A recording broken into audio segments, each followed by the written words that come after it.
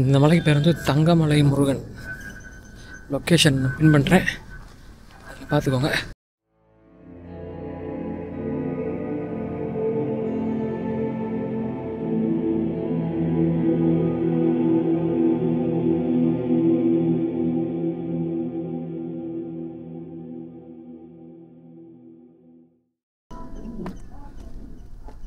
இந்த மலையிலே அழகாக படியெல்லாம் போட்டிருக்காங்க. திண்டுக்கல்லேருந்து தேனி போகிற பைபாஸில் ஒரு வேல் இருக்கும், அதான் இந்த மலையோட லேண்ட்மார்க்கு. குன்று தான் சார், அதை தான் கட்டிகிட்ருக்காங்க. 12 மணி உச்சி வெயிலில் எவனாச்சும் மலையில் ஏறுவானா? நான் ஏறுவேன். ஆனால் இந்த இடத்தெல்லாம் சுற்றி அவ்வளோ தோப்பு அவ்வளோ இருக்குது, அதை பார்க்குறதுக்காகவே இந்த மலையிலலாம் ஏறலாம்.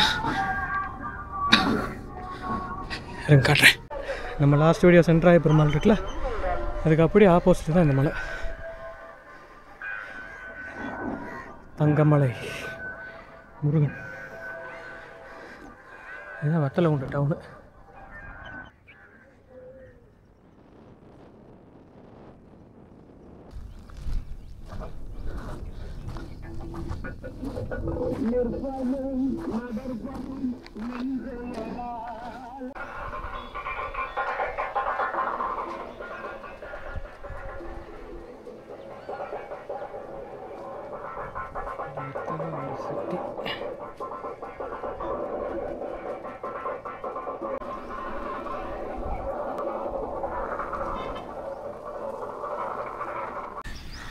வியூவை பாருங்கள், கொடைக்கானல். அதுதான் கொடைக்கானல், நேராக தெரியுதா?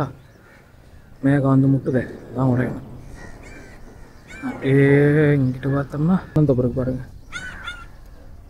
இப்படியே வந்தால் இந்த வேல் தான் ஐடென்டிட்டி. இந்த வேல் தான் நம்மளை இன்றைக்கி வர வச்சிச்சு. இந்த வேலை பார்த்துட்டு தான் இந்த கோயிலுக்கு வந்து பார்க்கணும்னே ஆசைப்பட்டேன். சின்ன மலை அழகாக இருக்குது. 10 நிமிஷத்துக்கு மேலே ஏறிடலாம், யாருனாலும் ஏறலாம். சின்ன குன்று தான், கண்டிப்பாக இது பண்ணி பாருங்க. ஓகே,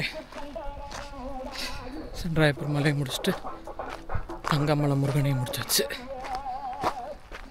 நல்ல தரிசனம். அடுத்து இந்த மலையில் ஏறலான்ட்டு யோசிச்சு ஏறிட்டு வீடியோவில் போடுறேன். உங்களுக்கு ஏதாவது சஜஷன்ஸ் இருந்துச்சுனாலும் சொல்லுங்கள். இந்த மலைக்கு எல்லாருமே கண்டிப்பாக ஏறி பார்க்கலாம். ஈஸியான மலை தான். அரை மணி நேரத்தில் மேலே, அரை மணி நேரம் கூட இல்லை, 1/4 மணி நேரத்தில் மேலே வந்துடலாம். செம்ம வியூ பாயிண்ட்டு. எல்லோரும் ஏறி கண்டிப்பாக முருகனை கும்பிட்டு சந்தோஷமாக இருங்க வாழ்க்கையில்.